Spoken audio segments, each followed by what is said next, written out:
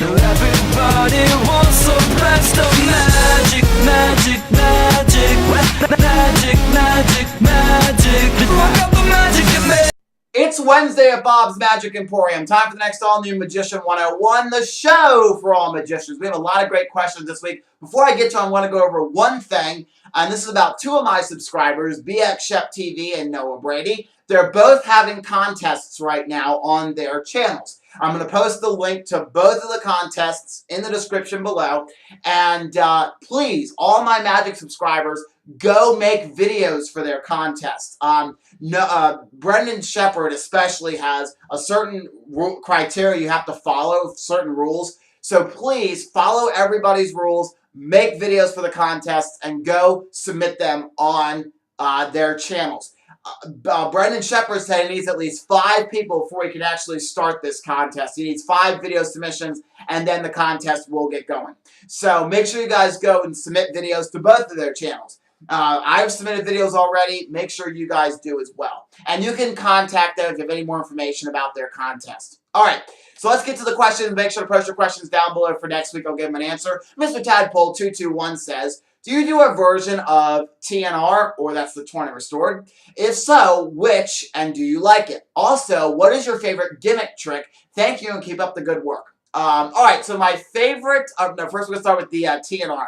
I do a version of TNR sometimes. I do Chris Ballinger's Redemption, which is a Torn and Restored card where you tear up a card, make the pieces vanish, and then the card restores itself on top of the deck. I do that sometimes. Other times when I use the Redemption gimmick for another trick they teach on the DVD, which is to have a prediction inside of like an envelope, and you dump it out, and it's not their card, it's wrong, it's a card that's already been pre-torn, you dump it out, it's not their card, and you do the Redemption move, and then instead of the card restoring itself back on the top of the deck, the correct card, the pieces are still ripped up, but instead of it being like mine is the 3 of clubs, it changes into their card, the two of hearts, and the pieces are still torn. It's really fun to do. Redemption's really good if you're looking for a nice torn and restored card trick. That's a great one, Redemption. And he says, what is your favorite gimmick trick? Thank you, and keep up the good work. I have to say Redemption is a really good gimmick trick. The gimmick is very well made, and it's undetectable. You can take it right out of the deck of cards, add it in at any point, and the deck can then can become a regular deck of cards after you're done. Another great gimmick trick is Mark Mason's crossword. I've talked about it a lot of times on here, but it's a lot of fun. It's a variation of Doc Daly's last card trick, but instead of you using the aces or 4 of the same cards, 2 of them say yours, 2 of them say mine. And you give them yours, and then you say, which cards do you have? They say yours, and they're like, wait, it'd be mine, but they say yours on. And then at the end of the trick, you show the cards to say mine. You visually show them. You give the cards a shake, and visually they switch, and the cards say yours on them when they just said mine a second ago. It's a lot of fun, and it really blows people's mind. That is a really fun trick to do. I highly recommend. Crosswords. Man, I just drew a blank there. Another really, that's probably my favorite one is crosswords. That's probably my favorite one. All right, 5555 Trumpet says, what are your favorite card tricks and decks of cards? Also, what do you think of the 2014 Tenyo Magic Collection? All right, first we're going to start with the Tenyo Magic Collection. I actually asked Chris Ballinger about this a long time ago when I did my shopping spree with him. And I asked him, I asked about a couple of the tricks in the Tenyo line, and he wasn't a big fan of them, really. The ones I asked him about were the 4D printer. He said that you have to have this printing apparatus around with you. You got to carry it around with you to do the trick, and it's made out of cardboard. So he wasn't a big fan of that because he said you can't really just throw it in your case because it's going to get beat up if you do. And the other one I asked him about was the cards through neck thing, where you put the cards and it looks like they go through your neck. Chris Ballinger said if you do that on like YouTube or something, it looks really cool, but the deck can never be examined if you do it out in public. So if that's something you're worried about, he says, it's not really going to work. The other two that there's a dice thing where you have this like panel thing, and you say to the spectator who's on the other side of this little panel screen thing, put the die on any number you want, place it in front of you, And then you do the same thing with your die. You lift up the little screen and the die matches. To me, I would never use that. It looks stupid and it looks like the secret's easily detectable. To me, anyways. I'm not entirely sure how the secret works, but I have a feeling that when you actually get it, you're going to be disappointed with it. That's the feeling I got from it. And then the other one is basically Extreme Burn, the Extreme Burn trick, but done with cheaper material. I looked at it and I was like, this looks like it's cheaper than the actual Extreme Burn trick because you're using paper and money with the Extreme Burn like 2.0 where you turn $1 into hundreds. You're actually using regular money. There's no gimmicked money. You're not using paper. You're using actual money. So I would pass on the 2014 collection. I do say a lot of the stuff last year they put out and previous years have been a lot better than the stuff looks this year. I did want to get the deck of cards through neck thing, but Chris Ballinger said if you're going to use that in your show, they can't examine it. So if you use it like just strictly on YouTube for a purpose, then he said it would be good. So because Chris Ballinger told me that, I was like, nah, probably not.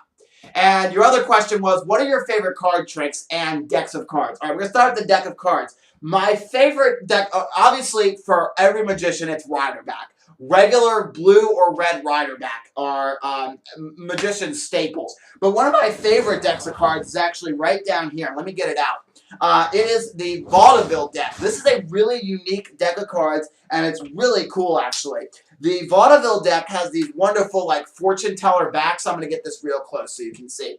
So it has this wonderful, like, fortune teller back on it, and then the hearts and all the cards kind of have these really cool, like, wavy lines. I don't know if you can see that inside of the hearts, and then I'll even show you some of the other ones. Like, the spades have, like, really cool wavy lines. But the cool thing is all of the cards, the court cards, are vaudevillian performers. So there's the Jack of Spades. There's a Queen. It's with that, like, regular vaudeville lady. The King of Hearts is really cool. I think it's the King of Hearts. No, the King of Diamonds. King of Diamonds is actually Harry Houdini. So it's a really neat deck of cards, and it's something unique. Now, for a magic trick, I would never use... Oh, and this is really cool, too, because they give you a prediction trick here as well. A double-sided prediction card, which is nice.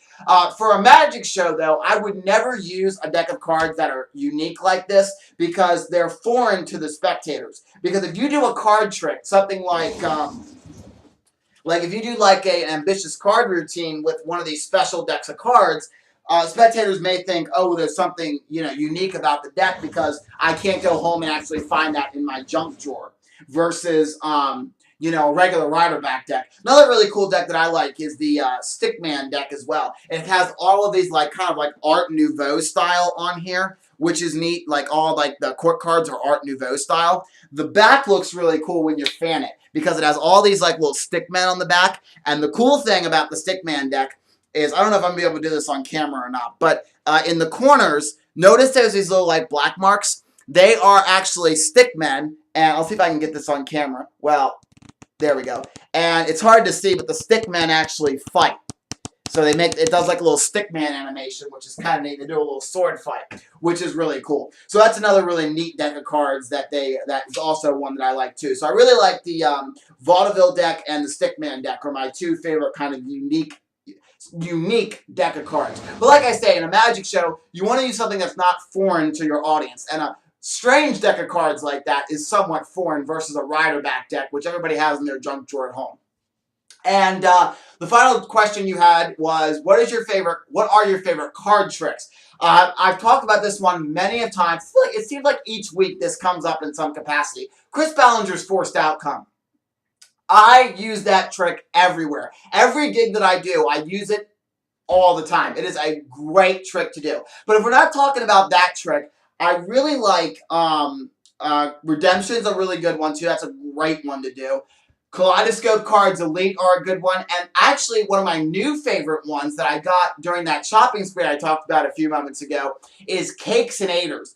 I have done that. I bring that to the farmer's market with me every week, and that is so much fun because usually I do that for the real little kids that are there, like the 5 to 6-year-old kids. So I'll squat down to their level. I'll show them the cards. I'll start talking about it, and it is so adorable when the kids start shouting out, "Snake, snake, it's a snake!" And I say, No, it's a cake on this card. And they're like, no, snake. It is so adorable and so cute. You can see actually a clip of that on my YouTube channel. Just go to my channel and type in Cakes-Nators, and you can actually see a Magical Mondays that I did with my 5-year-old niece when we did Cakes-Nators. It is the most cutest, most adorable trick. If you perform for kids at all, whether it be if you're a wedding magician where you do like wedding parties and there's kids there, or you do farmers markets or birthday shows or close-up shows where there's a lot of kids, get Cakes-Nators because it's so cute when you watch the kids shout out,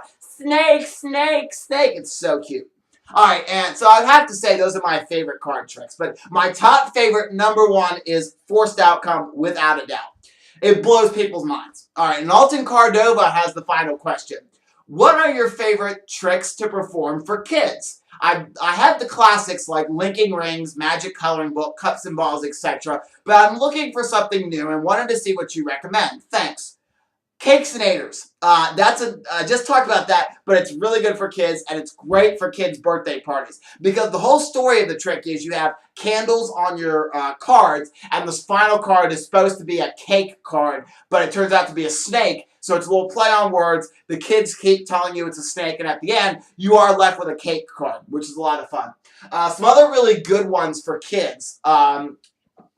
Back here, the Hippity Hop Rabbits. That's kind of a classic of magic, but you didn't have that on your list, but it's a really good one for kids.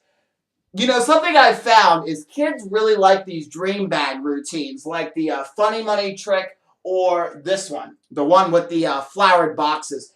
Surprisingly, I have found kids really do love that one for some apparent reason. I can't figure out why. Another one, you can kind of see it down here, is the Fishbowl Mystery. That's a really good one. They make a lot of different versions of the Fishbowl Mystery. There's one that's like a traffic light, but it has arrows on it, and you keep turning the arrows around. I think it's called Confusing Arrows, something like that.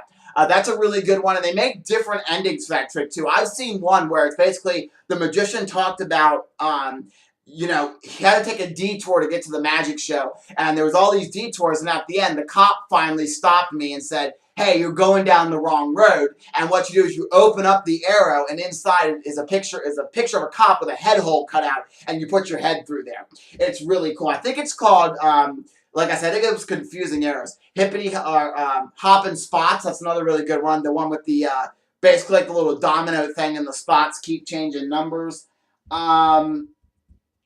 The Comedy Egg Can, this do not remove sign, that's really cool too, where you take an egg, you take all the contents, put it inside of a can, and then you make them vanish, and something's inside of this cup, like I have the silks here or something like that.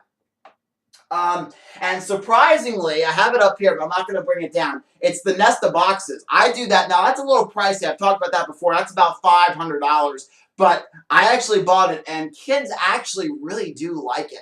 I was surprised. When I got it, I was like, because I've seen magicians do it in like family style shows and kids' birthday parties as well. So I'm like, let me get it, let me try it, let me see how it works. And kids actually really do like it. And like I say, it's expensive to get this version, the one I have up here. I'll actually just bring it down. What the heck? It's expensive to get this version, but it's really well worth it. I mean, it's paid for itself because the gigs I've done after I bought it have paid for itself. Not only because I get paid for those gigs, but because to see the reaction on the kid's face, it's really cool too. So those are some that I would recommend. If you have some of those, or you know, you want a little bit more suggestions on kids' birthday party magic that maybe you want to know about, post a question next week and I'll answer about more kids' birthday magic if you want. If you maybe see a trick on here that you say, would that be good for kids, you can ask it as well. And any other magicians who are watching this video who do kids' birthday parties, if you have any suggestions, make sure you post them down below as well to help out Alton Cordova. All right, that's going to do it for this week's Magician 101. Thank you guys so much for watching. Remember to post your questions down below for next week. I'll give them an answer. And I'll see you next Wednesday for another all-new Magician 101. Also, make sure to register on my website. Follow me on Twitter, like me on Facebook, and add me to your Google Plus circles. Thank you for watching, and I'll see you next Wednesday. You know how to mix up cards? You say, you are not cards. You are not cards. The magic karate works. Whoops. Okay. Yes. Perfect. Of course, you get the two tubes, and you get a certain amount of bottles. Let me grab party. Adults love the trick too, don't get me wrong, but I think kids love it a little bit more than it looks. It looks like you're actually taking and shuffling the cards.